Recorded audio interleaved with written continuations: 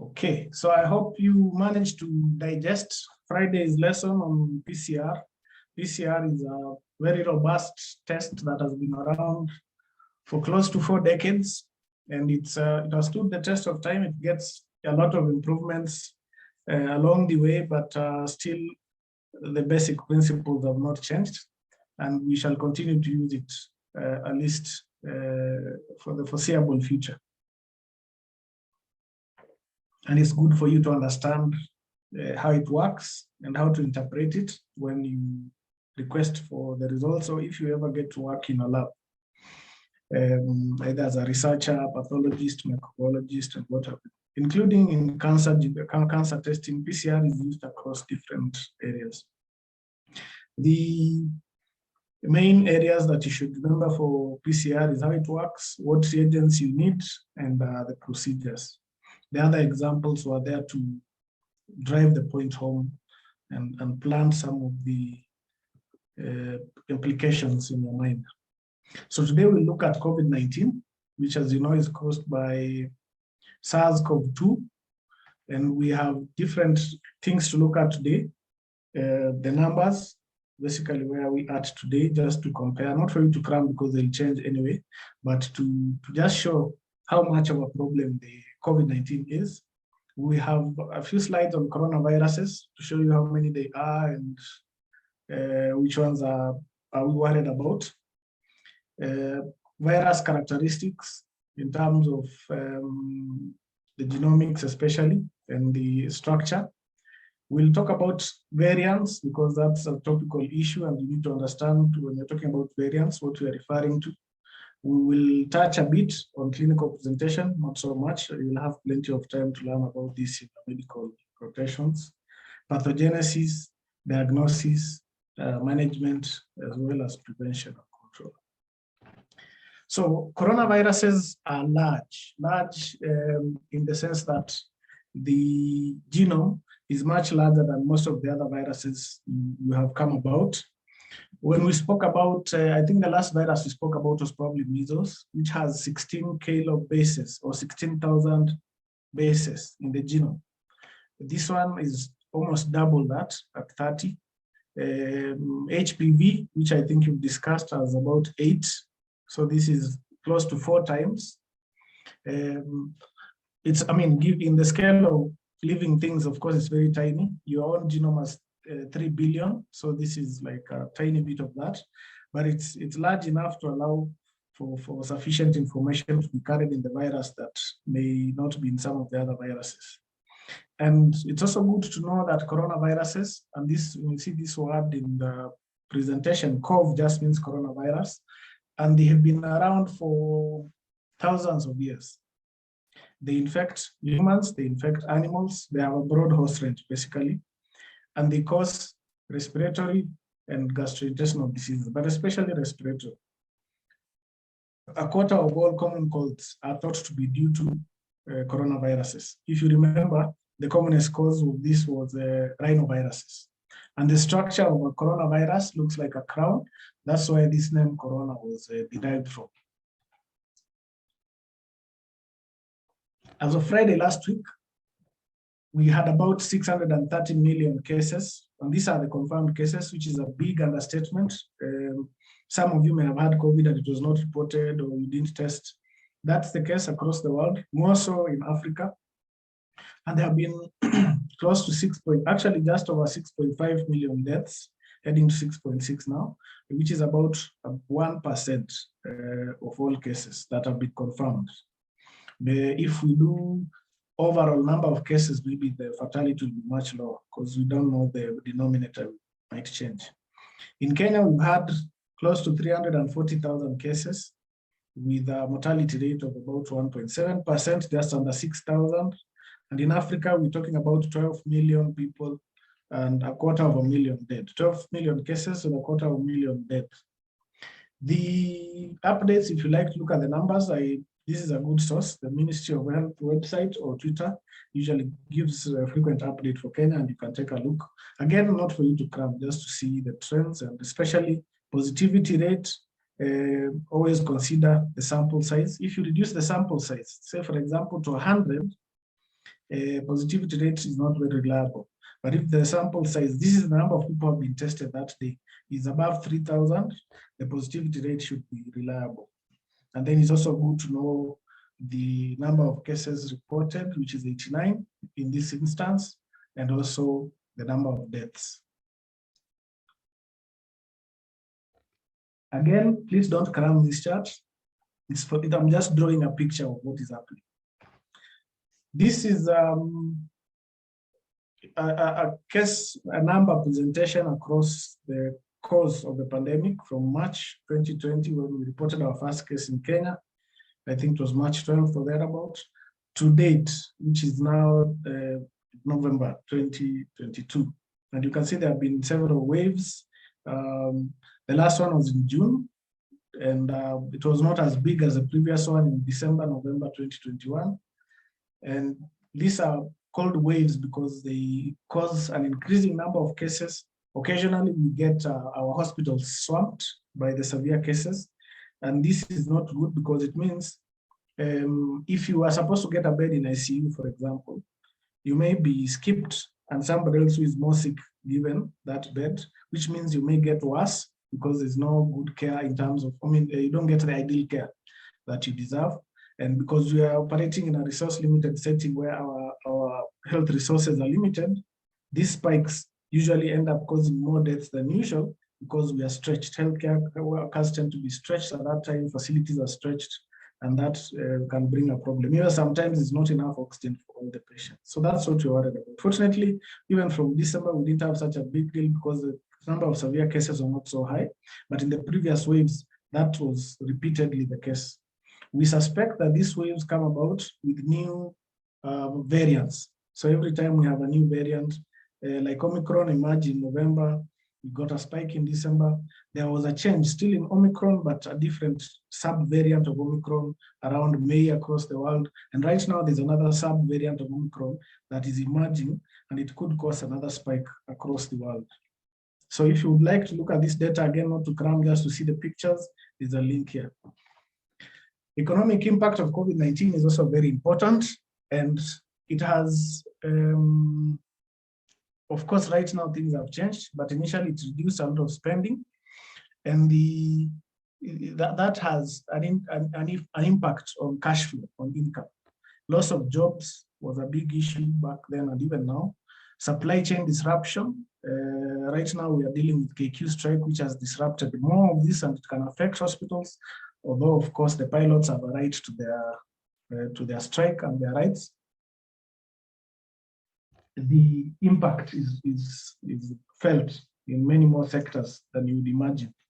So it's COVID was like that now, sustained for months, and we had things being shipped that were taking too long, and some of them got spoiled. I don't know if you remember last time I mentioned that because we are enrolled as a research lab in the external quality assurance program, which was shipping us samples every 3 months. We used to get those samples in very bad condition. Of course, that means we didn't get the correct results. So we had to find alternatives of sorting out that issue. So you have impacts that you may not think will affect health, but they do affect, because in here is pharmaceuticals, is health products that are supposed to come and help those who are sick. And if they cannot reach us, then we will not have enough to support our patients. Inadequate liquidity meant that facilities cannot meet their suppliers' demands, and that also can cause problems. And overall, people are not happy with the economy. Of course, a few people made lots of money. That is always the case anyway. But generally, we lost more than we made overall. Coronaviruses, as I said, 40 or so, but the ones that are most important to us, the ones that affect humans, are listed here. These first four, again, you don't need really to cram these numbers. These first here have been around with us for years. So they cause common colds. Don't worry too much about them. But the last three are the ones that you're worried about. And these ones you need to remember. MERS-CoV, or Middle East Respiratory Syndrome coronavirus, emerged in Saudi Arabia with the cow as an camel as an intermediate host. and it was not causing a lot of pathogenesis it was not very pathogenic in the camels, but would affect those people who are interacting very closely because their camels are like pets. So there's close interaction with their owners, most of this being older men in their 50s or 60s, and then after that to cross over into humans. I think it infected around 2,500 people or so with a mortality rate of close to 33-35%. Not so many people. SARS-CoV occurred, MERS-CoV was in 2013-2014, the first cases. SARS-CoV occurred much earlier, about 20 years ago, 2002, 2003, starting in southern China and the surrounding areas, and then spreading to other places like Europe, Canada, US, Australia, and New Zealand. At that time, I think about 30 countries were affected, not as many as during SARS-CoV-2. And there were around 8,000 people who were sick with a mortality rate of about 10%. So these are what is it called, epidemic potential or pandemic potential. And because of the work we did, or researchers and other organizations did on SARS-CoV especially and MERS-CoV, we were able to use the same research information to quickly support interventions for SARS-CoV-2. Also, technological advancements helped. In 2003, it took us at least 4-5 months to get the first full genome of SARS-CoV. For SARS-CoV-2, we did that in about a week because the technology has changed. The high throughput sequencing has changed a lot since 2016. The chart in front of you is the entire family of coronaviruses from ICTV, International Taxonomy, Committee on Taxonomy of Viruses. Please, again, don't crack your heads. It is here to, again, draw a picture. So if you look at the genus, you can see there are at least 5. You can see the viruses that are highlighted are the ones that infect humans. And what I would like to highlight here is that Savia or SARS-CoV are still considered to be in the same species, although I'm sure this might change soon, that they may split. But you also see close correlation with the Middle East respiratory coronavirus, and much further with the, some 2 other coronaviruses that cause common colds, and the other 2 are in a different genus altogether. So we have related viruses, not identical, but that can infect humans. And when you are looking at your PCR genes, or the genes that are detected by PCR, you may see something like sarbecovirus, which, you know, if the PCR can detect sarbecovirus, it means it can detect COVID-19 and the previous SARS-CoV. We can call it SARS-CoV-1 for clarity. If it's able to detect beta coronavirus in PCR, then it will be able to detect not just SARS-CoV-1 and 2, but also MERS-CoV and the other 2 common coronaviruses. And even further, it may be able to detect all the coronavirus, and then it will be able to detect all 7. So keep that in mind so that you know is it detecting this at genus level, which is beta coronavirus, or is it at the sub-coronavirus subgenus level. So the idea here is that there are viruses that are related, but they are not the same. They are not identical. And you may find a PCR misinterpreted for, say, somebody has been tested for beta coronavirus, which is positive, but then Sabeco or SARS-CoV-2 is negative. And then that person is isolated for SARS-CoV-2. That would be wrong. It could mean that they have most likely beta coronavirus 1 or the other human coronavirus. So interpretation relies on your understanding of this taxonomy.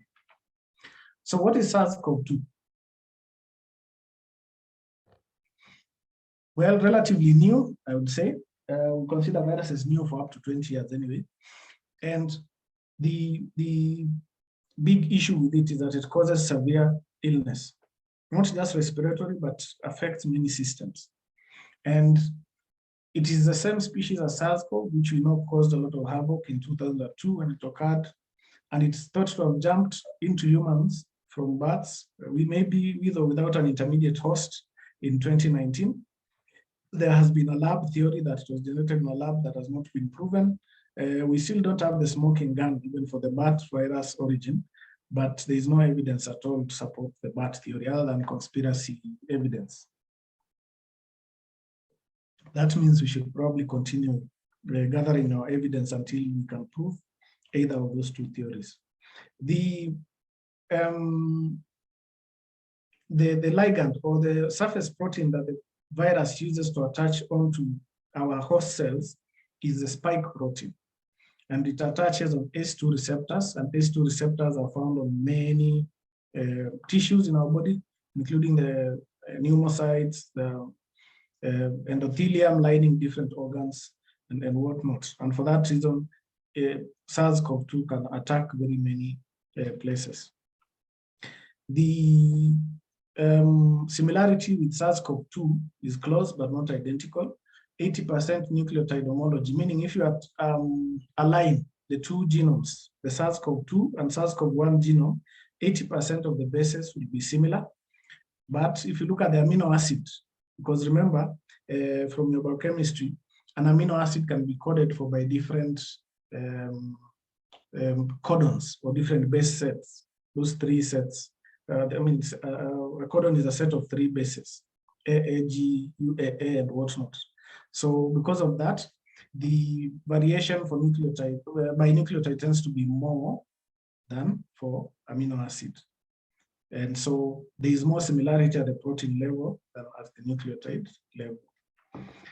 ICT classification is, as you can see here, the order is nidovirales or nidovirales, depending on how you'd like to pronounce that. Suborder is Conidovirinae. Then again, this I'm mentioning for your literacy. We may not need you to remember them, but you need to remember the family, Coronaviridae, and the genus, beta coronavirus, the subgenus, Sabecovirus, mainly because these are now part of the PCR test that you're going to be looking at. And the species is SARS-CoV-2. This is a list that you can always look at to see the latest classification. I wouldn't be surprised if it changed last Friday. The other classification levels just below the virus species that we need to be aware of, as you can see, are here. We've talked about clades with HIV. SARS-CoV-2 also has clades, and you can see there are at least 9. There could be more now, and these are using different letters. You can see the related ones. G is related to all the other Gs, but there are some that are outliers, the L, S, and V, which were earlier than G actually. Before mutation occurred and then allowed G to spread more or faster than the rest. So G is still the main one to date. And there are many lineages. Lineages are like, for example, G could have several lineages of viruses, and these are thousands now. One of the organizations that is doing a good classification for lineages is called PANGO or PANGO. You can take a look at it if something this is of your interest, but I will not ask you to list variants or lineages. You just need to know where they lie in the hierarchy of taxonomy. Several variants, which you are most familiar with now from the media at least, have come up, and usually variants are made up of mutations. Sometimes even a single mutation could create a new variant, but often it's a set of them. And you may have heard of alpha initially, then beta, then delta, and Omicron. These are the ones that most of us have heard about, but there are several others, Kappa, Mu, all that. But currently the main one is Omicron. Omicron has been in circulation since November 2021. And the thing with Omicron is that it has subvariants within it. So you'll find that there are subvariants that keep, and every time a mutation occurs, it's able to escape existing immunity, either from previous infection or from previous vaccinations. And so it's able to propagate itself. So this is the hierarchy of taxonomic levels that we talk about often with COVID-19. I will pause here as I move on to variants of concern to see if there's a question. You said COVs has been around for thousands of years. Oh, okay. So please note, coronaviruses is not synonymous with COVID-19. Okay, so COVID-19 emerged in 2019, but coronaviruses as a family have been around for thousands of years. But COVID-19 emerged in 2019, and it is the COVID-19 is a disease. The virus is SARS-CoV-2. Okay. Yes, somebody answered that S2 is angiotensin II converting enzyme receptor.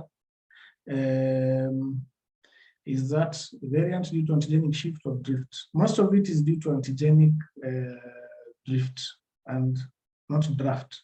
And drift means mutations. So mutations occur, and when they accumulate enough, and usually this is through natural selection. If, for example, most of the most important mutations are on the spike protein. And what that leads to is a spike protein that is different. And when the spike protein is different, remember, it's the one that our antibodies target to neutralize the virus. So if our antibodies, if the spike has changed, our antibodies that were pre-existing may not be able to attach nicely on the spike. And because of that, the new spike or the new mutation will allow that virus to survive the existing antibodies. So that is really the explanation behind mutations and COVID-19. So many mutations will occur, but few are selected because of they confer some benefit to the virus. But there has been some papers publishing on shifting of coronaviruses. If you're interested on that, you can take a look, but it's not something I'll pin you down to explain. Most of it is drift. Somebody is asking about specific mutations. I won't get into that. There are so many mutations. I'll put a link in the slide. If you'd like to look at the existing mutations, they are well drafted by a website called covariance.org. Covariance.org will show you all the specific mutations, where they occur, which variants have different which mutations. So if you're interested in that, it will be available. I do not want to include that as an important part of this class. Now, you may have heard of variants of concern and variants of interest. So a variant of concern is something we are worried about because there's clear evidence indicating a significant impact on the transmissibility, the severity, and the immunity against COVID-19. I will give you a slide on other characteristics or variant of concern.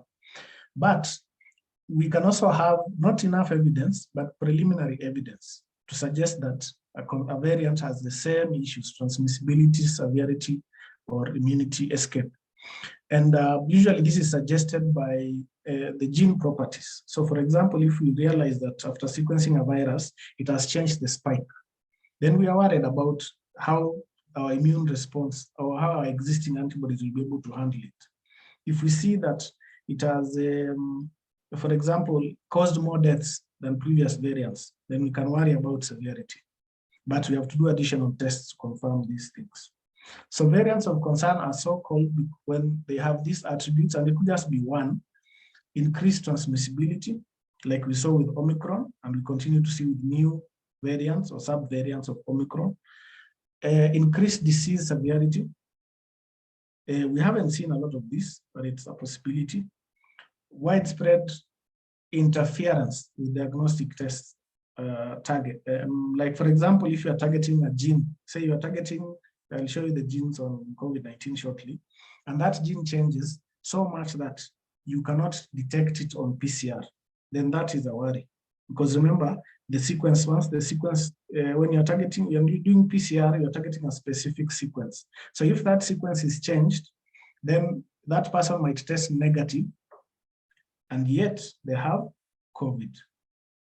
So, and that happens, fortunately, because we target more than one target at once, it may only happen for one target, and then we detect the second target. Some even have 3 targets. And that has been used before to detect new variants where you miss one target. And that is not very common. Fortunately, most of the primers have worked very well, but it's still a concern because a few may still escape.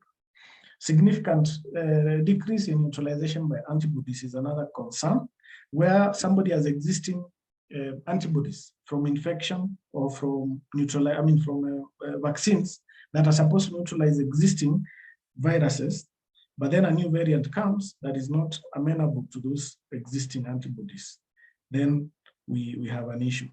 And then, of course, linked to that is vaccine protection, because if the antibodies existing cannot work, then our vaccines will not be effective. So those are the attributes of a variant of concern. You're talking about transmissibility, severity, ability to escape diagnostic tests like PCR especially, therapies that are existing. And here we are mainly referring to monoclonal antibodies. They are not very commonly in use in Kenya, except in a few centers because of the cost mostly. But their monoclonal antibodies are very specific to a virus. And you may find some coverage of viruses that are related to that virus. But when there's a major change in the virus, in the new variant, then most of the monoclonal antibodies have been rendered ineffective. And that means we have to keep making new ones. So think about, as I said, severity, transmissibility, diagnostic tests, therapies, and existing immunity, either from antibodies or from via vaccines. You can keep posting your questions. I'll pause to answer them once in a while. Now, variants of concern are just listed here so that I can emphasize one point. For example, the alpha virus was first detected in UK, November 2020. This does not mean it started in the UK. Same thing, we had Omicron in South Africa in 2021 and a few others. An interesting one was the Gamma, or some people called it P for a while, which was detected in Japan, but was actually spreading in Brazil. And it was detected in Japan because somebody had traveled to Brazil and gone back to Japan. So there was some condemnation, in a way, social condemnation, where a country like South Africa detected two or three variants first. And then instead of lauding them or encouraging them to continue, we condemn them. The fact that we detect a virus today in Kenya does not mean it started in Kenya. The fact that Uganda detected Ebola a few weeks ago does not mean the first case was in Uganda. Most likely it was even in DRC, where the reservoir is known to be. So this is information that needs to be communicated well so that people do not end up locking down a country because they have reported this first. It's just because they were testing more. How many, the number of viruses that South Africa has sequenced as compared to the rest of Africa is very high. Kenya has done a little, but there are countries that have done much more. And for that reason, they are more likely to detect these viruses faster or before anyone else. This is how the virus looks like on an electron microscope image. And you can see the spikes on the surface are quite huge, visible on the microscope. The shape is not very regular, but it's generally a distinct shape because of the spikes. This is a depiction of the same on a drawing. You start with the genomic RNA, which is covered with the capsid or the nucleocapsid, the N protein, nucleocapsid. And with that, the envelope protecting this capsid, or the envelope protecting the genome is a capsid, and around it is a matrix, which I won't focus too much on. You can see some matrix proteins, and you have surface proteins like the spike, which is our major focus. There are a few other proteins like E, and as I said, matrix M, but the main focus is the spike, because this is what the virus uses to enter the cell. And it's the ligand that if you block, then you are able to stop infection or neutralize the virus. It's also the structure that if a virus changes or alters, it's able to evade existing immunity. So that spike is very important. And yes, there may be mutations on the other genes, but a lot of the mutations we're worried about are on the spike protein because of the impact the impact on existing immunity. These are the genes and the proteins that they code for. You can see, as I said, it's a large genome, around 30,000 base pairs or bases. And the open reading frame 1, this is the ORF1, means open reading frame, codes for proteases. These are proteases. Our human body alone has, I think, more than 500 different types of proteases. So do not expect that this will behave in the same way. There are different proteases, and we learned that when we were testing for HIV, for example, I mean, not for HIV, when we were testing some HIV drugs to see if they have an effect on COVID. There are some HIV drugs that act on proteases. I think you talked about protease inhibitors in HIV and even in hepatitis C, but they had no impact on the proteases on COVID-19 because they are different proteases. And the work of proteases is to cleave proteins as they are synthesized. And you'll see why the proteases are important. The next ORF1b, is an important part of the virus because it's the what is responsible for replication. You can see it as the RNA-dependent RNA polymerase. This is just a polymerase that makes copies of RNA from RNA. And within that is an endoribonuclease. And if you remember when we spoke about influenza, we talked about an endonuclease activity, where the same enzyme has different, what we call it, sites, active sites that can affect different activities. And you can see it also has a helicase. And remember, a helicase is an enzyme that will break down the double helix to promote replication. So this is the replication complex, so to speak. It doesn't change much, it could change, but usually polymerases are well conserved in many viruses, because changing them might mean death for the virus. It may not be able to propagate. The area that actually changes a lot is the third area, the spike, E, M, and N proteins. All these are structural proteins, as you saw in the previous diagram, the spike being our biggest interest. And the spike has different parts. So as you read, you may hear about the receptor binding domain, RBD, and even within the RBD, you may hear about a receptor binding motif, which is a specific part that, not receptor antibody. Receptor is the spike protein. So it is the one that binds the S2 receptor. And so it's not the entire spike that binds, but a specific part of it. And if it changes, then that virus may get benefits. It may change to increase the ability or the ability of that virus to bind more avidly on a receptor, or to change the ability of existing antibodies to bind it without losing the ability for the spike protein to actually attach. So there may be further information as you read on this, because there's a lot of focus on this particular domain. So the idea here is you have a long genome that codes for several enzymes, the most important being the protease and RNA polymerase, and then the structural proteins. Now, nidovirales are what we call nested messenger RNAs. Remember, this is in that order. And they are nested because when the replication is occurring, it is able to make copies of different lengths. You can see you can make a copy from A to C. You can make a copy from position 2 to position 7. You can make a copy, I mean, to the end. So depending on where the messenger RNA starts, you'll have different copies.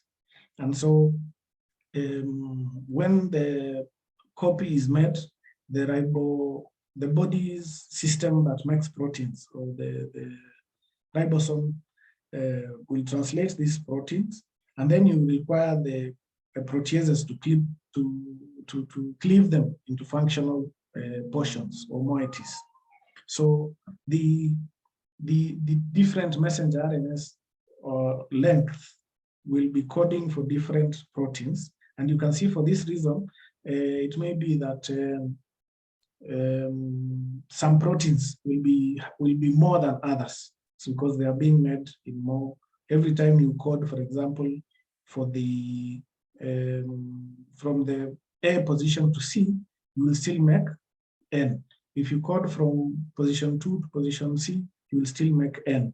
So you can see, because it is all coded for in the one genome, except there will be places where the protease will recognize and cleave, will attach onto and cleave or cut the final product into functional proteins. So these are called nested messenger RNAs, where you have one messenger RNA coding for many proteins, not just one. Although each has its unique part of the genome. So this is how the replication cycle is not complex. It's the same as what you've seen before. It occurs in the cytoplasm, where you have attachment, and then this is endocytosis. And once the virus is engulfed in the pocket or in a ball of membrane, then it will need to uncoat. And after uncoating, the primary translation of the proteins will occur. And then from there, we'll continue with replication to make more copies. Some of the copies become genomes, others will be translated into protein. And you can see the nested messenger RNAs in different lengths. And then after the synthesis of proteins, you can see there's some post translational modification or modification after translation in the rough endoplasmic reticulum, then packaging in the Golgi apparatus with exocytosis for release. And this is just really the virus taking advantage of our system, because usually the work of the Golgi anyway is to package vesicles as they exit. And so that is basically the Golgi doing what it's supposed to do. And really here, there's not much, except the nested messenger RNA, which is new. The rest of it is very similar to what we've done before. So note that SARS-CoV-2 are unique in the sense that they have nested messenger RNAs. They also have, they're not the viruses, nested messenger RNAs, there are others, but not all of them. Then there's also the entry through endocytosis and exit through exocytosis. We've seen some viruses exit through budding, and the protease, which cleaves the proteins into functional moieties. I think I can stop there to answer the questions, then we can move into pathogenesis. Is the jump from birth human antigenic shift or drift? Well, it should still be a mutation. It's not necessarily, may not necessarily fit into a shift as such. It could just be a mutation. But what happened is that the spike protein is able now to attach onto human ACE receptors because of mutations. So many times you may find that the virus may have jumped but not infected humans because the ACE receptor do not have the ability to attach or to bind to the viral spike protein. But with the mutations which can occur through drift, it may be a shift, but unlikely. The surface changes on the spike protein are the ones that enable the virus to infect humans. Is the spike protein on the envelope? Yes, it is. The spike protein is on the viral envelope. Was the endoribonuclease associated with the cap snatching activity? For COVID-19, that has not been elucidated, but for influenza, yes. The influenza polymerase has endonuclease activity, which does cap snatching. I don't think so. Caps aren't nucleotides. They are not nucleotides, but they are attached to nucleotides. So you see a methyl A cap, usually a methyl cap that is attached to the beginning of messenger RNA. So what that means is that if you cut this, it's like cutting the tail from the base of the tail, so that you pick the methyl cap and a few bases, and then attach that onto the viral messenger RNA.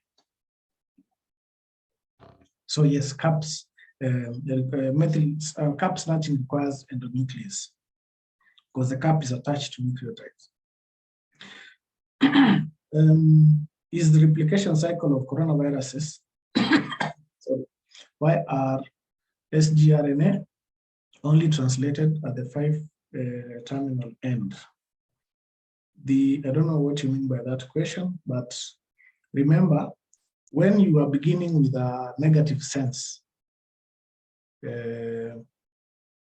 stranded genome, when you make a copy of it, it will be a positive sense. So it will not be reading the same 3' to 5', it will be reading from 5' to 3'. And we know that is how the ribosomes will read the protein. They'll not read from 3' to 5'. They'll read the messenger RNAs from 5'. Could you kindly repeat the significance of the nested? Well, I don't know if I mentioned the significance. It's just something that is different, the virus does.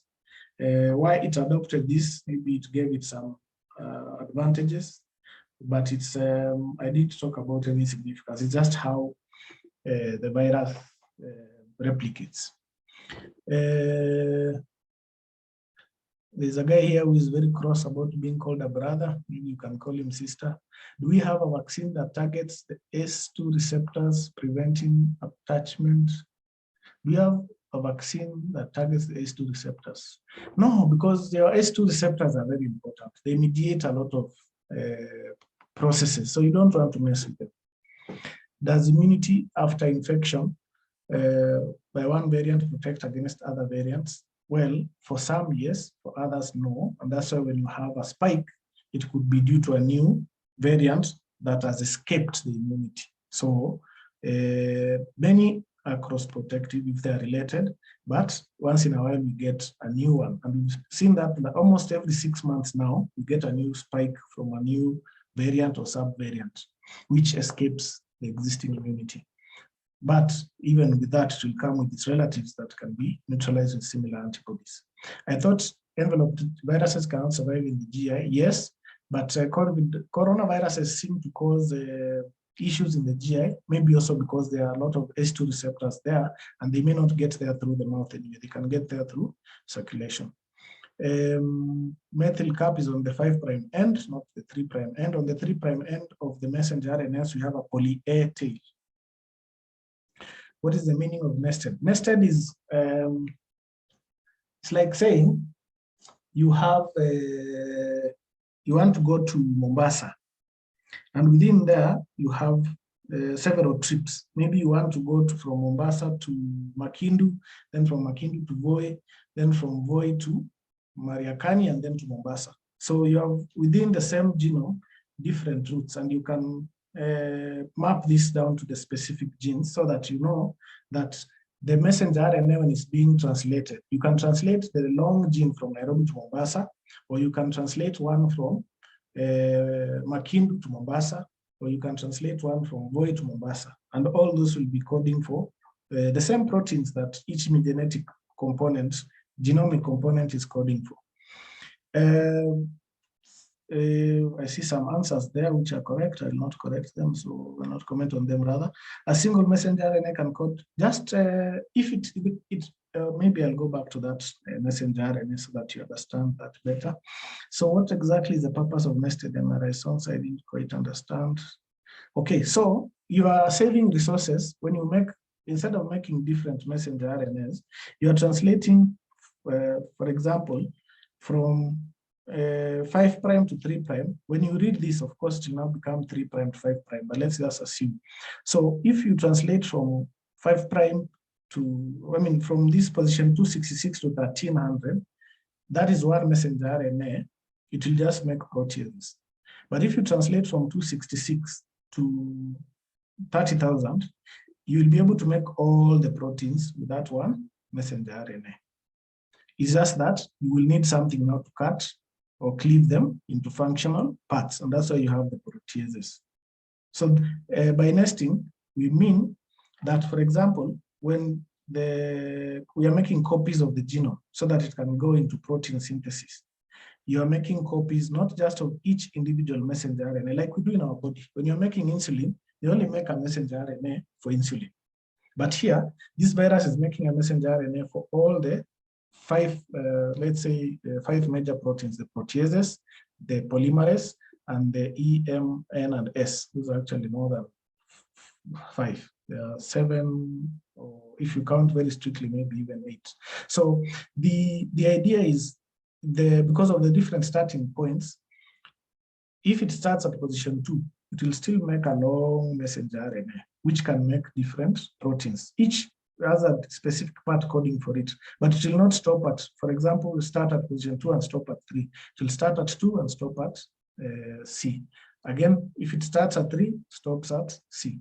And that allows the virus to save on, I guess, the time it requires to make all these proteins, because it's a long genome. It's a large genome. So if it's to keep, if it makes more messenger RNA more efficiently, then I guess that helps it replicate faster. And this means that yeast can start even the last one here, position 7 to C, and make the N protein. But it doesn't mean that, for example, when it makes the long, full messenger RNA, that for example, the code changes. The code is still the same for each protein. The spike protein will still be coded for by this part. And what happens is that the protease will come and cut at position 3 and position 4 to make the spike, because the proteases recognize specific patterns. That's why you hear about serine protease, because it attaches to a serine and cuts. So that I hope is now better understood. Back to pathogenesis, and maybe I can check one more comment. I know the problem with connectivity is on my end, but I have a polite request that if possible, you could turn off your video. Yes, no problem. How does molecular weight of this protein compare to the E and the Western blot? I don't know. I haven't done that. You can check. But in terms of size, the spike is larger. How does COVID-19 pathogenesis, how does COVID-19 cause pathogenesis? How does it affect the body? Entry is through droplet infection. In some instances where there's a lot of aerosolization, aerosol has also been implicated, but most of it is through droplets, and also contact, direct contact. When you, for example, touch a surface where the virus is and touch your eyes or your face, it could get in and cause infection, or touch somebody's hand or whatever, or even kiss. All that can transmit because it's contact. Spread to the, after contact, it will go into the nasopharynx and the oropharynx, and then it will spread to the bronchi, then to the lungs, and it may attack the lung tissue, usually type 2 pneumocytes. From your physiology, you may remember that we had type 1 and type 2 pneumocytes. Type 2 are the ones that produce surfactant. They're the ones that keep, surfactant is the fluid that keeps the bugs, the air bugs, the alveoli, nicely in shape, and they don't collapse during gaseous exchange. So they have an important role. The attack on these cells will cause inflammation, fluid leakage, because these alveoli are closely opposed to capillaries for gaseous exchange.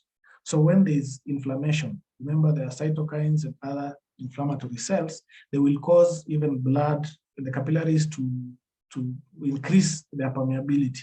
And that causes leakage into the lungs of both cells and also fluid because of the permeability increase. And eventually, after chronic inflammation or prolonged period, then you will end up with fibrosis. There's also hypoxia, because now the alveoli are filled with fluid, they are filled with cell debris from inflammatory cells, and the epithelial-endothelial damage. The epithelium is the lining of the alveoli. The endothelium is the lining of the capillary. If that is damaged, the virus might leak into the blood system.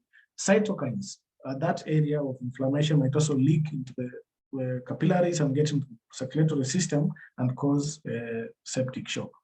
And actually, a lot of the severe symptoms of COVID-19 are due to an unregulated or enthusiastic immune response. We will see a few more charts so that we understand this. So a lot of us who got COVID-19 were asymptomatic, very many of us, but a few will get mild disease. This could be a cough, fever, headache, nothing much, no shortness of breath, no chest or abnormal chest findings. But some might get moderate heart disease where the lungs are affected, and although the lungs are affected, they are still able to maintain normal oxygenation. They're still able to take in enough oxygen, greater than 94% SpO2 or saturation levels in blood. And the moderate guys may require hospitalization depending on whether there are other underlying symptoms or underlying risk factors, but generally most of them will survive. They can also, the disease can also present as severe, where besides the lung disease, now you have the interference of oxygenation, either because of lung damage or other factors leading to reduced oxygen levels in blood. And that comes with tachypnea or fast breathing. And if you do an X-ray, you'll be able to look to see lung infiltrates or opacifications.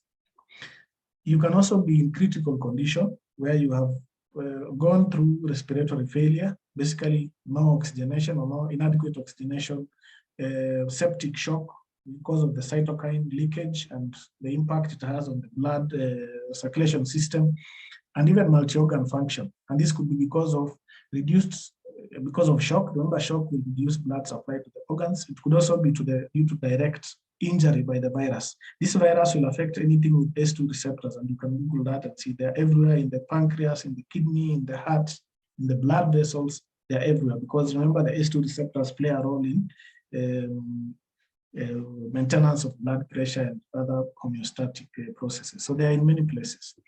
If you are to chart this on a time and severity scale, time beginning from 0 all the way to maybe 4 weeks or so, and severity of illness relative from health to severity, very severe, you begin with a viral response phase where the virus is very high.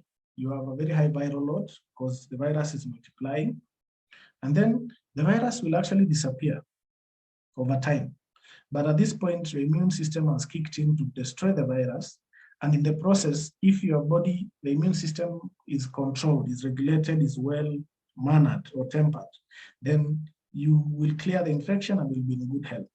But you sometimes at this point tip into hyperinflammatory phase where the immune system becomes over-enthusiastic, there's a cytokine storm, and that, or there's an increase in the amount of inflammation in the body, and there's accompanying damage, because inflammation is a destructive process. There's accompanying damage in different organs, and that may cause the respiratory distress, shock, heart failure, and many other organs suffering.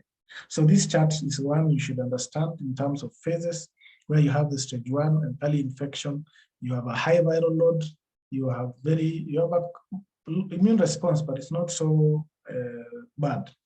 In stage 2, the lung is getting injured by both the virus and the immune response. As we saw before, the virus attacks in the lung cells and the immune system kicks in, leaking in debris and fluid into the lungs. And that may be the end if the disease is controlled and the inflammation is controlled. But if the inflammation takes off and is not controlled, we end up with more damage. And in fact, in these people, there may not be any virus. You may not detect any virus, but the inflammatory response has kicked in and the damage may take some time to wear off, or the people may actually die. So that is the clinical stage superimposed on the pathogenesis beneath. Before we get into the next slide, I'll look at your questions again. How does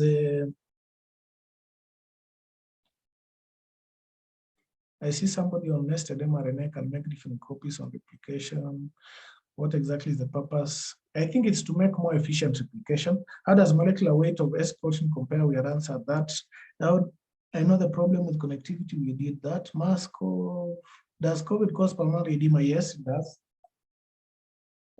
Because when you damage the epithelium or the lung, the alveoli, which are very closely related to the capillaries, there will be permeability in that capillary alveoli. The place where we have gaseous exchange will now be letting in not just gas, but also fluid from the blood vessels. Difference between respiratory disease and distress. Disease may be anything. It's very broad. Respiratory disease can cause you distress. Distress is when you are not getting enough air, you're not getting enough oxygen especially. And you're having problems breathing, so you're likely to be having fast breathing or tachypnea. Somebody with respiratory disease may be having enough air and not in distress. So distress is more of a symptom at that point. Okay. But there are specific aspects of respiratory distress syndrome that you may want to look at. There are risk factors that have been shown to increase the risk of severe COVID-19. Age above 60, coronary artery disease, because remember the heart and the lungs are very closely connected. One affects the other. Function of one affects the other. Stroke, diabetes, hypertension, cancer, obesity, chronic kidney disease, immunosuppression, pregnancy, frailty, chronic lung disease. So all these have been associated with severity of COVID-19. The contribution, I think this was done in 2020, of some of the conditions is actually quite big, that somebody with cardiovascular disease compared to somebody with none or no risk factor was 10 times more likely to die than somebody without. Somebody with diabetes is 7 times more likely to die than somebody without any chronic disease. Now, there has been many questions as to why Africa did not suffer so much. I think we had lots of cases of COVID-19 that we did not detect, but I would like to hear from you. Maybe you can comment in the chat. Why do you think Africa did not suffer as much as we had feared? This chart here is just one of the reasons. The share of the population that is more than 70 years old is shown in this map. And you can see countries like Italy and Japan have more than or close to 20% of the population older than 70 years. In Africa, it's different. I think the median age in Africa is just about 20. The median age in the world is 34, 35. So there's a younger population, but there are many other reasons that you guys can think about, and we may not prove them, but we can think about them. I also wanted to show you this map. All you can see here is a plane in the air, and I took this about 30 minutes ago, so this is almost real time, and you can find the chart here. You can see Africa is nearly empty, and it's not because KQ is on strike. The map I was replacing, I took in March, and it was similar. And you can see the only places we are comparable to is Ukraine and maybe Siberia and northern Canada, which are all ice jungles. But you can see the number of planes are very few in Africa. Ukraine, of course, is at war, so we don't expect anybody to be flying passenger planes up there. You might be shot down, people thinking that it's a bomber. And this tells you that there's reduced connectivity in Africa. I think out of every 100 travelers in the air, only 2 are from Africa. And that tells you if there are 100 COVID cases in the air, only 2 might end up in Africa. So that may have played a role, especially in dissemination. And even previously with SARS-CoV-1 in 2002, 2003, the places that got infected are the areas that were well connected. The China at the time, Canada, Pacific, the places like Thailand and also Australia and a few other places where people frequently traveled to. So there are many other factors that may affect this epidemiology of diseases, some that we may not think about initially as medics. I see a lot of comments, so I'm going to look at what you guys have said. Common cold immune memory. I don't know if you have evidence for that. Immune because we have exposed, it's worth pursuing though. Immune because we have exposed to so many pathogens and therefore we gained immunity. So how come we don't have immunity against other pathogens like HIV or malaria? We are constantly exposed to many pathogens. Diet of Africans may have played a role. So I can see there's a lot of interesting reasons. Check for evidence for your theories and see if you can support them. Continual exposure to various pathogens. There's something called immune training, which people thought TB vaccines were playing a role. That, for example, if you're infected with any viral infection today, you produce interferons. And so because of interferons, any other virus coming in would be fought because interferons are a broad antiviral will neutralize any virus. And also innate immunity was trained previously, thought to have been trained by previous exposures and vaccines. But again, the jury is still out. Somebody's talking about air traffic. I think they're referring to air traffic. In Africa, during the spread to other continents, less air traffic, yes. So somebody's talking about Negod Manze. I hope that is the usual Kenyan cliche. Sometimes we blame the factors that we don't understand to supernatural beings that we also don't really understand. Hygiene hypotheses, the climate. Yeah, I think climate plays a role. There is evidence that the virus replicates better when it's cold and dry. So that could actually, if we see a spike during winter, that may be confirmed. The countries that are in winter. Now, the other thing we should be aware of is long COVID. And this should encourage you to take care, because even people with mild disease or moderate disease may still end up getting long for COVID. And we've seen a good number, I think up to 10% suffering long COVID. And these are symptoms long after they recovered. Some people still don't have full recovery of their sense of taste, sense of smell. They still have fogginess in the brain or headaches, persistent or chronic tiredness, malaise, cough or low oxygenation, or even lung disease because of a long COVID. So, and you can see it is affecting even things like diabetes may occur because of the pancreas. We can have gastrointestinal disturbance, either diarrhea or constipation. You can have skin disorders like a rash or hair loss. And so this long COVID is an area or an entity that we're still trying to understand. Clots have been noted, and this is important because clots can cause death very fast. And this even now is complicated by the fact that some vaccines were associated with rare events of clotting. So that long COVID entity is one of those areas that we need to study further. Okay, so diagnosis. The main samples that we were collecting were nasopharyngeal and oropharyngeal. So we had both swabs. One swab you used to collect from the oropharynx, and then the second swab you collect from the nasopharynx, and then put both in the same media. So you're increasing the chances of catching virus from both samples. So you do one test, but it's like doing one test on two samples. And that helped. It improved the sensitivity of the test, the ability to detect a positive. The other thing we need to worry about is appropriate sample transport conditions. If a sample was taken too early and no media, or it was left out on the bench for too long, then it could turn out negative, yet that person was positive. And mainly we were using PCR, but now we're also using rapid test for antigen testing, and sequencing has been done for us to know which sequence, which variants we are dealing with. Imaging was also very important. As I said, if somebody comes to you later in the hyperinflammatory phase, the first one being the early phase, the second phase being the pulmonary phase, if they come to you in the third phase, where they're in the hyperinflammatory phase, they may test negative for COVID-19. But the motion, the events have already been kicked into motion, and that person can die from COVID-19 even if they're negative from it, because of the inflammatory process.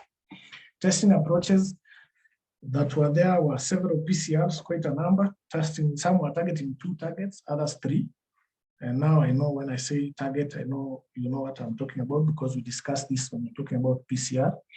And there's also serology for antibodies, but that will not tell you if somebody is really positive. It will tell you, I mean, if somebody is infected right now, it will tell you if somebody has been exposed. We did a study in November 2020, and we found that a third of Nairobi had been exposed. It was higher in places like Pipeline, which are densely populated, Embakasi, and less in places that are less densely populated. If we repeated that now, it would tell us what portion of the population is infected or exposed. One of the interesting things is this. When you're testing for antibodies, you can test for antibodies against the entire virus antigens, all of them, or you can test specifically to things like the spike protein and, say, for example, the nucleocapsid, the N protein. And what we use that in our research is the spike protein is also in vaccines. So if somebody gives you a vaccine and you get antibodies, we expect that you'll have antibodies against the spike. But you will not have antibodies against the nucleocapsid because we do not give you the nucleocapsid.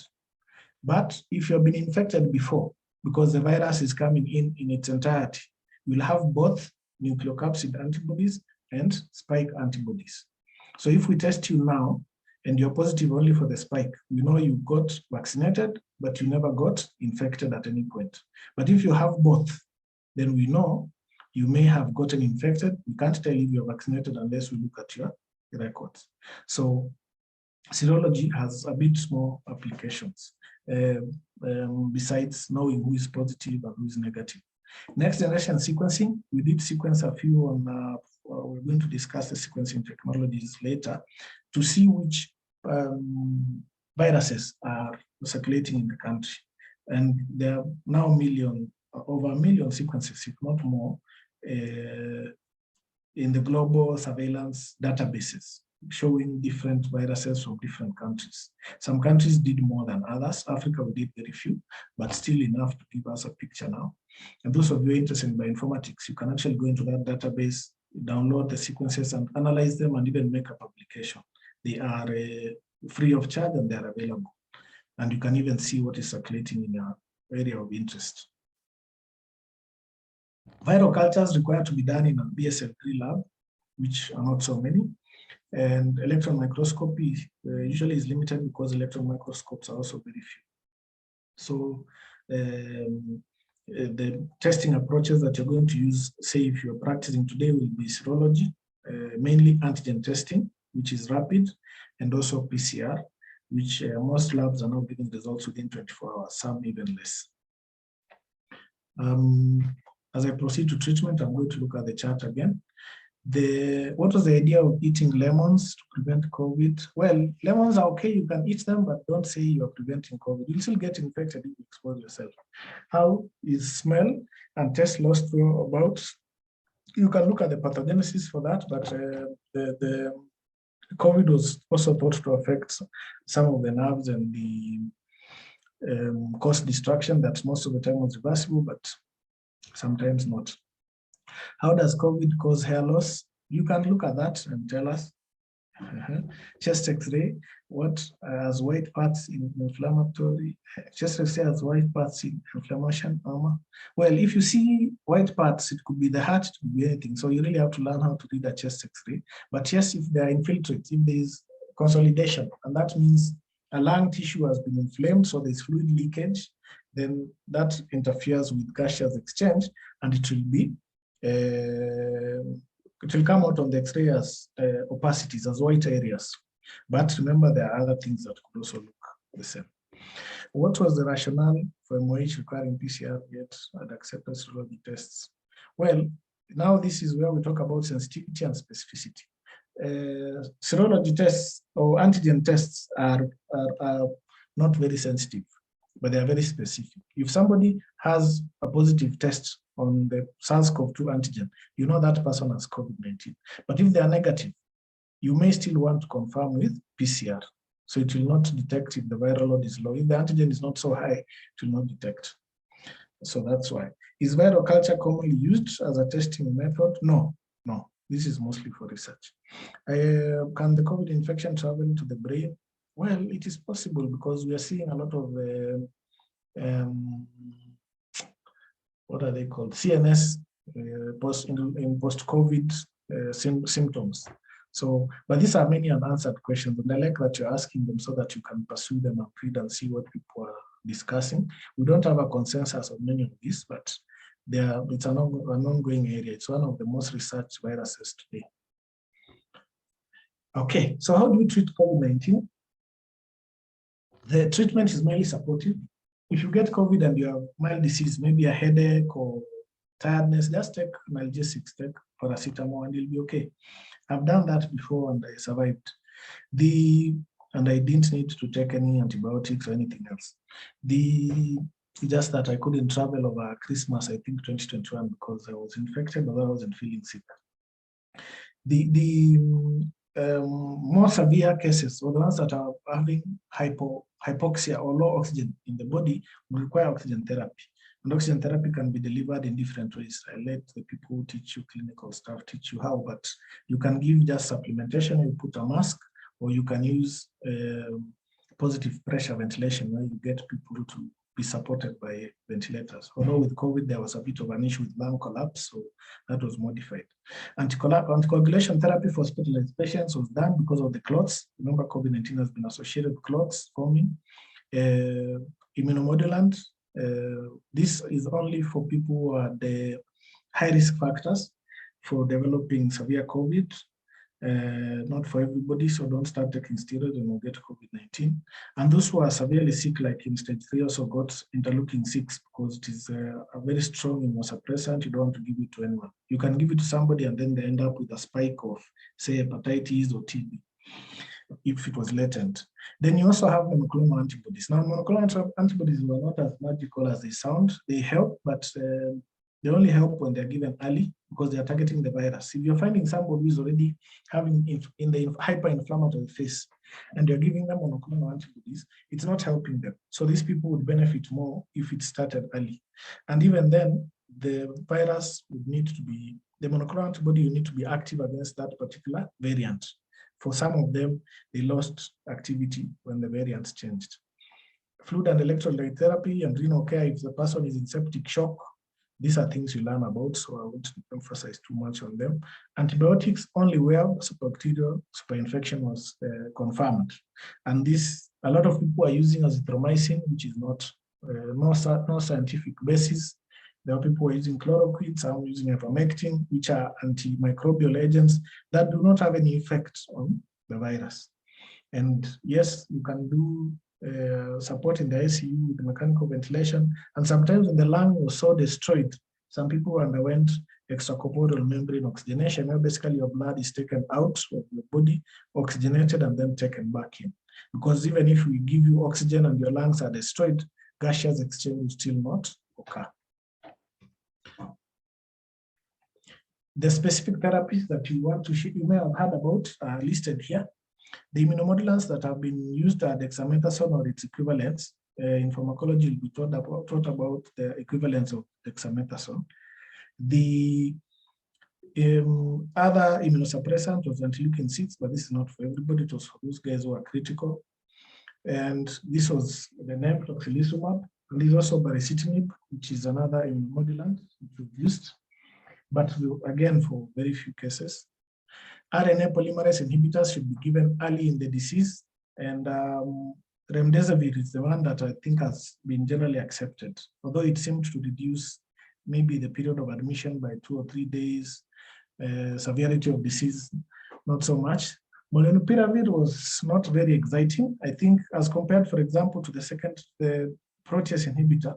Molnupiravir was reducing the risk of hospitalization as compared to the placebo by about 10%. But the second one has been shown to reduce by about 90%. So the drugs are there, but they're not going to do magic. They're there, but they're not going to do magic, especially if they're not given early. So the earlier you give them, the better. And so a lot of people ended up not using them anyway, because by the time patients are coming to you, either they're in the severe form of the disease, or they're not likely, they're in the mild form, they're not likely to go into the severe form. But if you find somebody who is just been infected and you see they're obese, or they have diabetes, or they have other underlying conditions, then they'd be good candidates for some of these drugs. Monoclonal antibodies, some that came earlier and did not work, and over time stopped working, were casirivimab and imdevimab. Currently, I think tixagevimab and silgavimab are still working.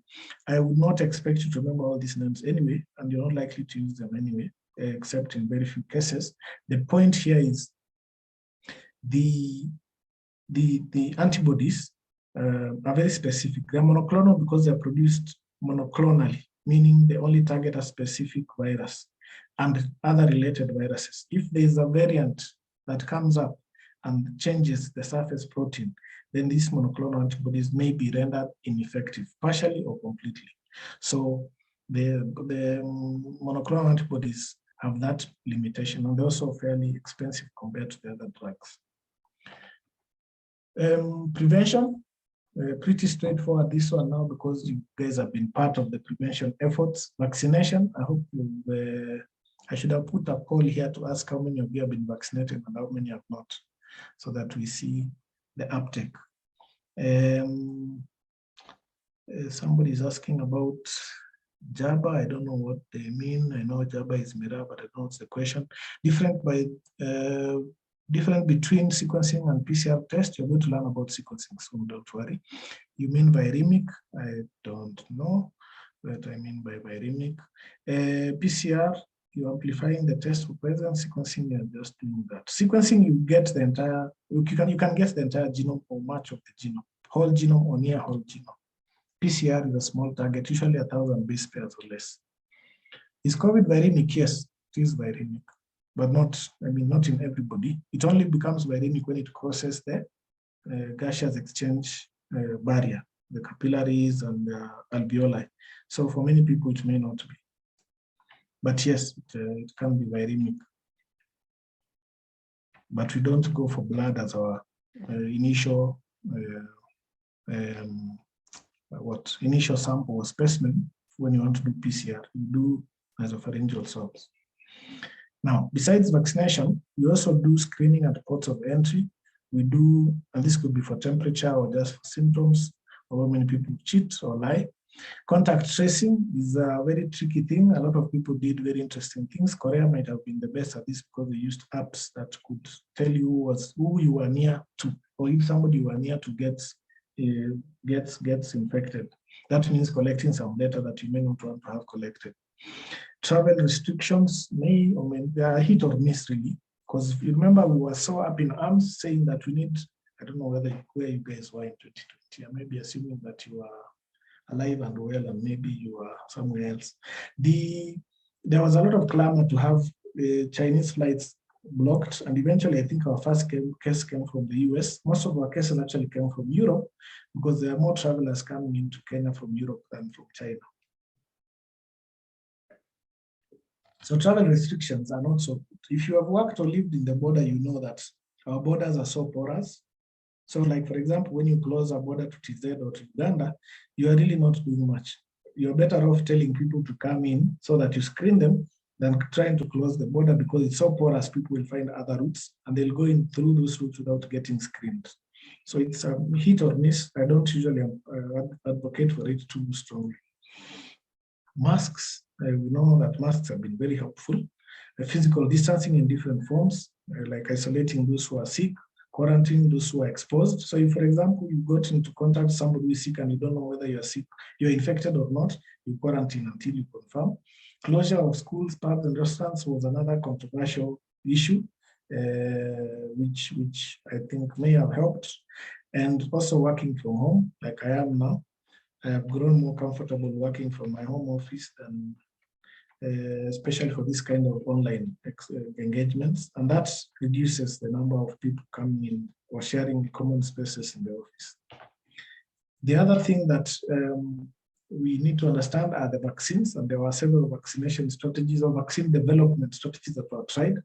Messenger RNA vaccines like Moderna and Pfizer, which is the first time we are actually delivering a messenger RNA vaccine to a human being in terms of license now.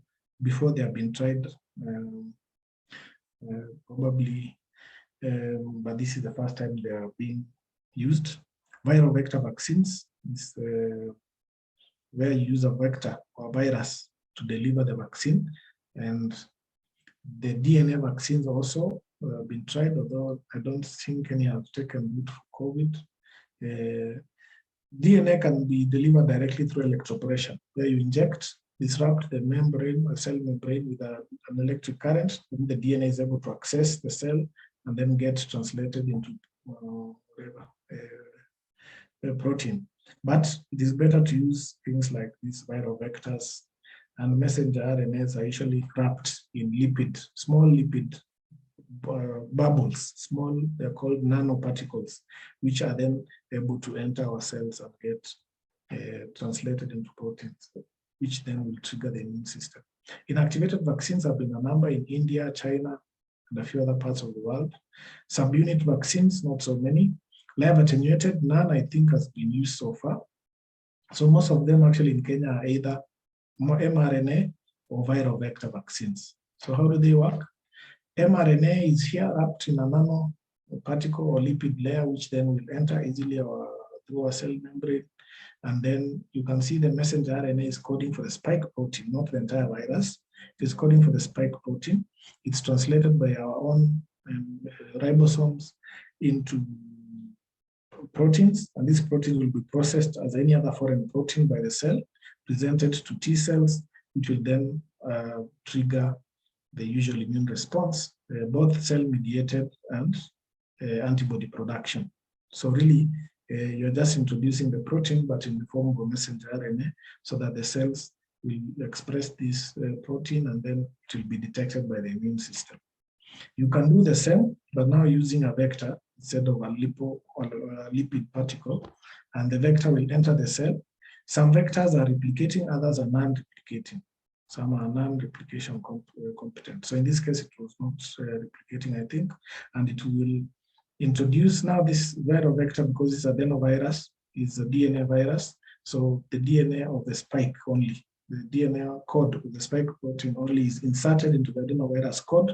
The adenovirus gets into the cell, and the replication occurs in the nucleus, and messenger RNAs are produced with which code for the spike protein, and the spike protein is then the same way will be processed by the cell and will trigger an immune response like we've seen here. You can take a look at the other vaccines, how they work, but we're also going to talk about live and other types of vaccines in a session, so I will not waste too much time explaining those ones. Vaccines have been known to help by reducing the risk of getting severe sickness or severe disease, or getting hospitalized, and reducing deaths.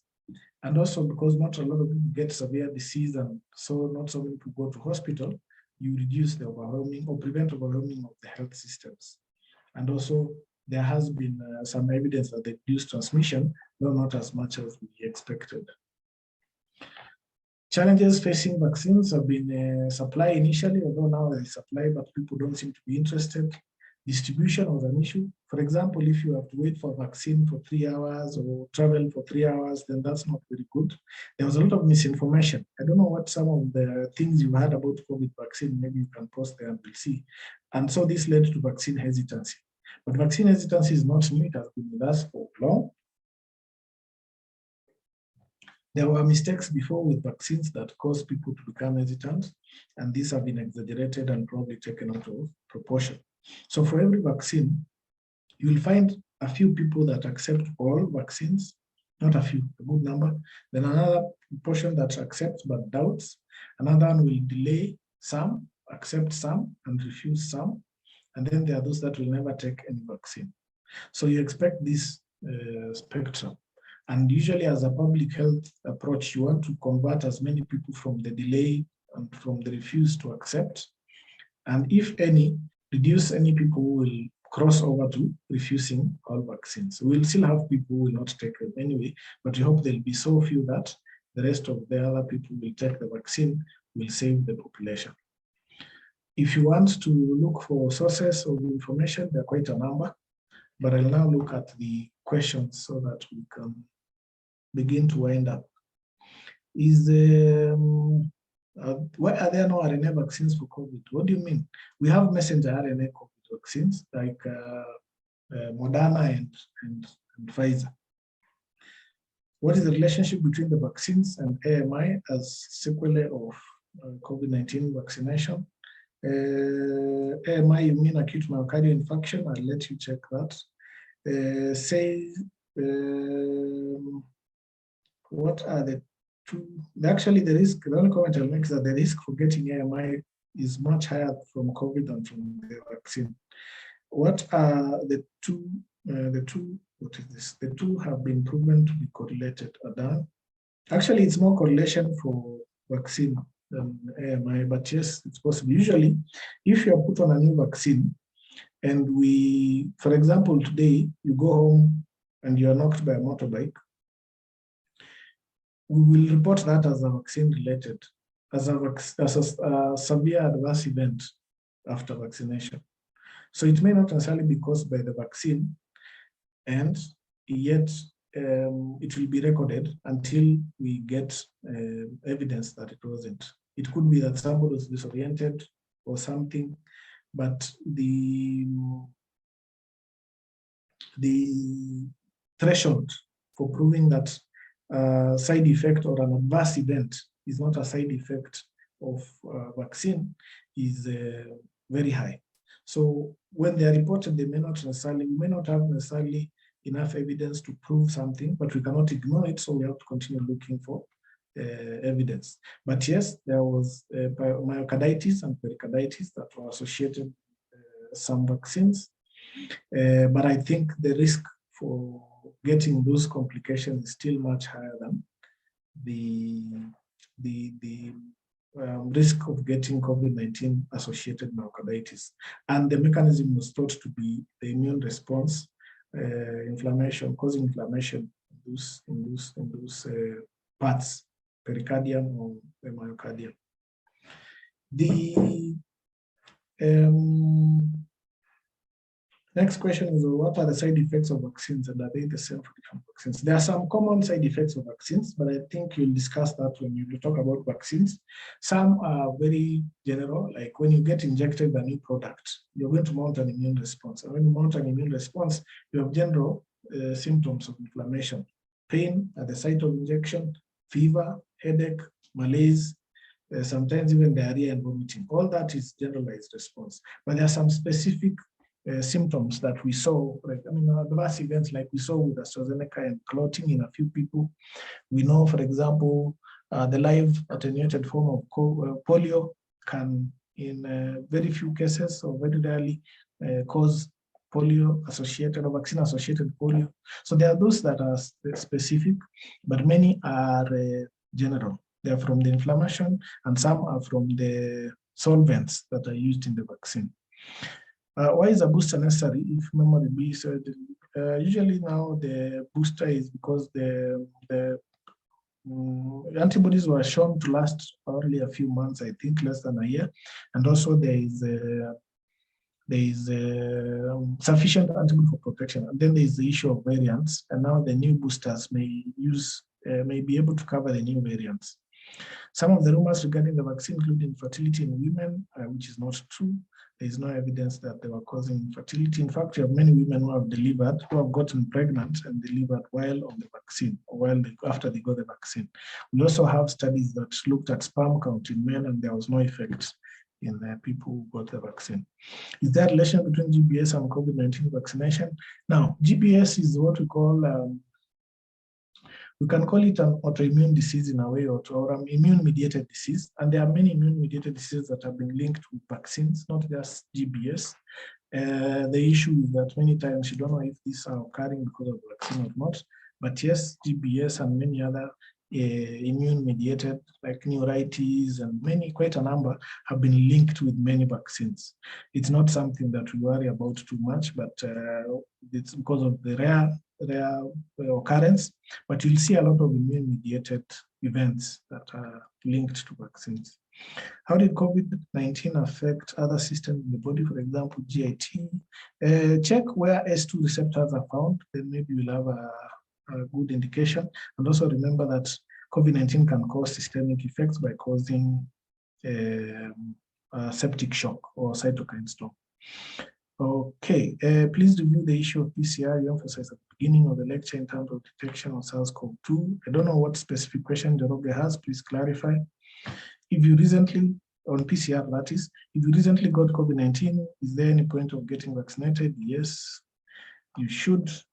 Should we ignore epidemiologic data from America in microbiome textbooks instead of and concentrate on data? Now, when you're talking, if I ask you about epidemiology and you start telling me about there were 1,000 cases in America, it shows that you are just regurgitating what you read.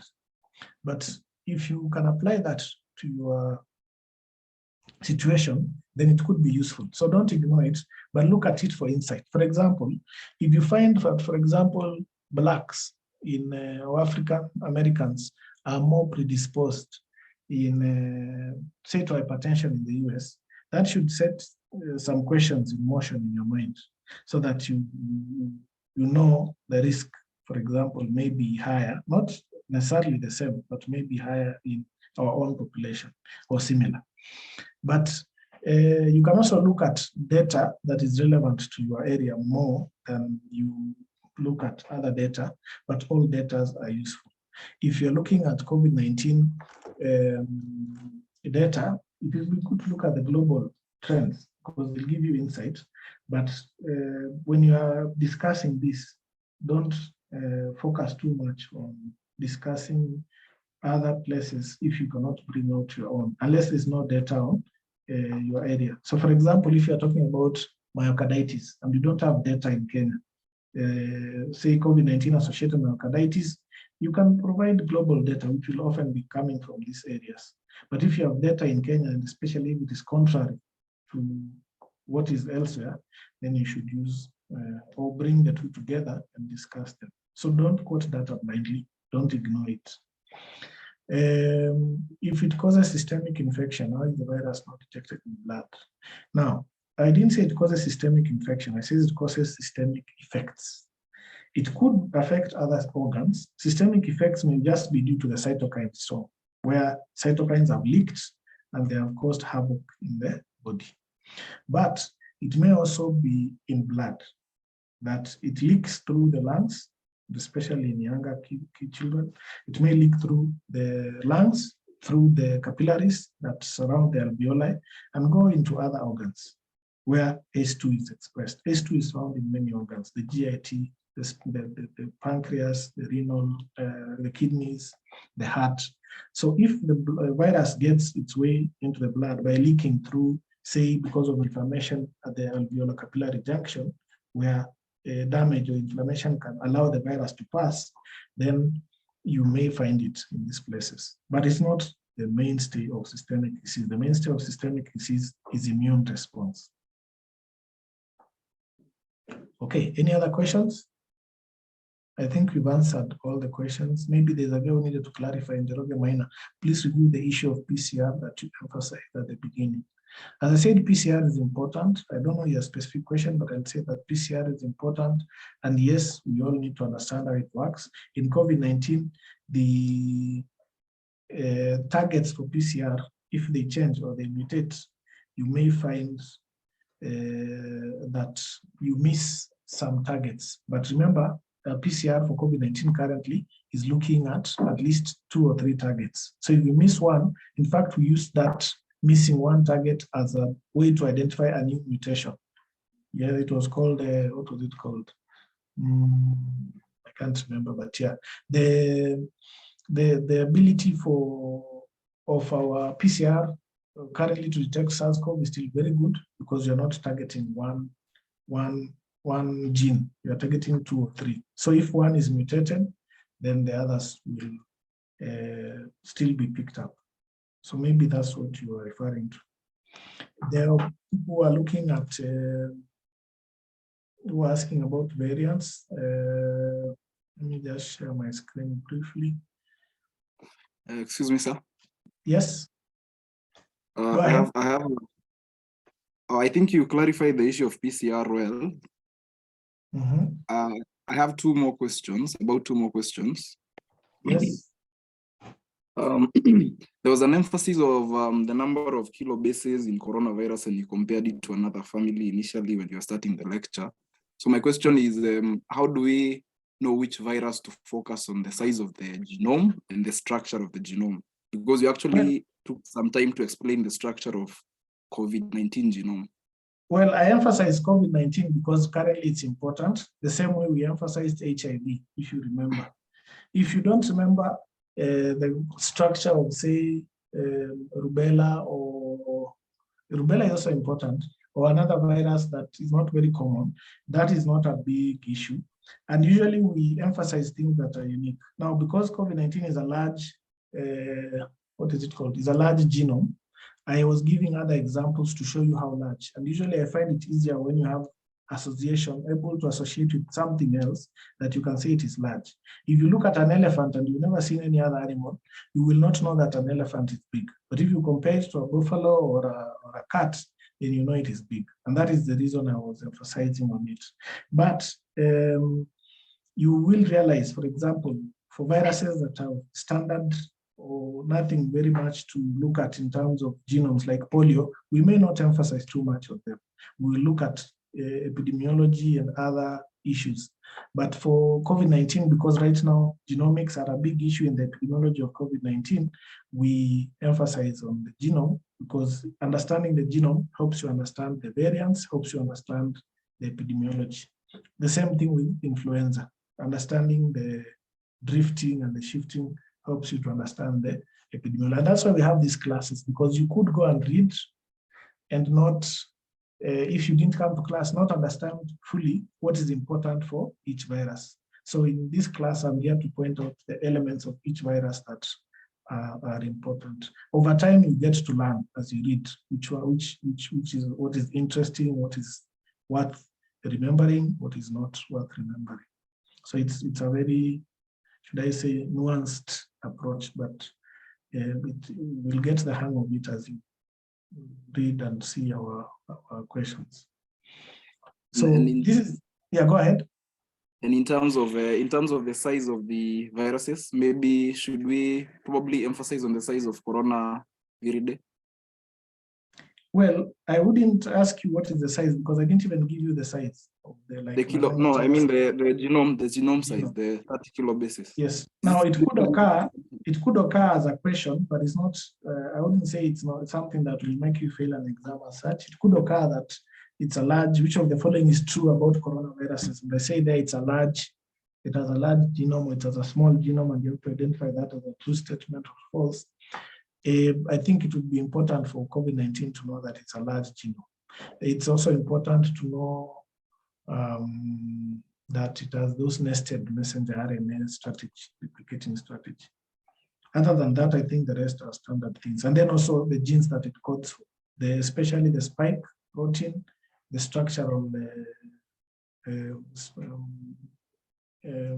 matrix and nucleocapsid, those ones you should remember automatically because each virus has a nucleocapsid, each virus has a matrix. This one has an extra E protein on the envelope. Those ones may be useful, but not critical. So it's a very nuanced thing. There are things that you will learn over time. For example, if I ask you about symptoms that COVID-19 causes, then you should know them. And I say that takes priority over knowing the size of the genome. And then two more questions. Yes. In terms of the issue of multi-organ dysfunction, which you said may occur during critical illness. And then you also mentioned that viremia occurs in only specific cases. So my question is, do we say that multi-organ dysfunction occurs later only after viremia occurs so that we can disseminate the virus to go and attach to ACE2 receptors in different sites of the body? Viremia, severe COVID is not reliant on viremia. In fact, people with COVID-19 will often have no viremia. So viremia is important, but it's not the mainstay of severe COVID. The mainstay of severe COVID is systemic inflammation. And so sometimes it will just be leaking from the lungs. Remember, your lungs are large. So if inflammation is occurring in the lungs and there is leakage, that alone can cause a cytokine storm in the body.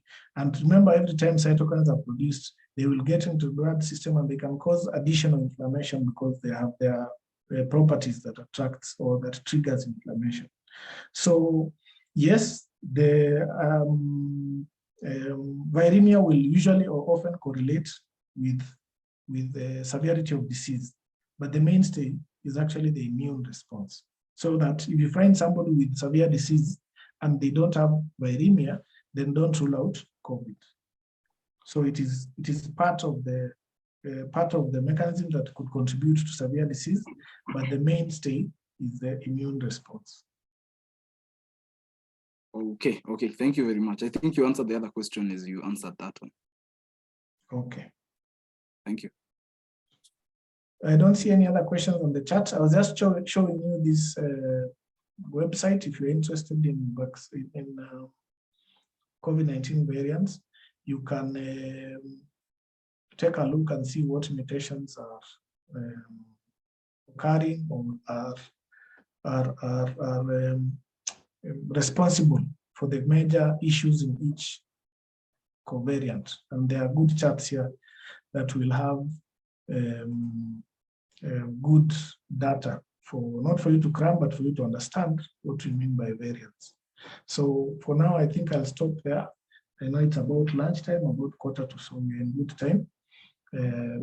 As usual, thank you for your engagement and enjoy the rest of your day. Thank you.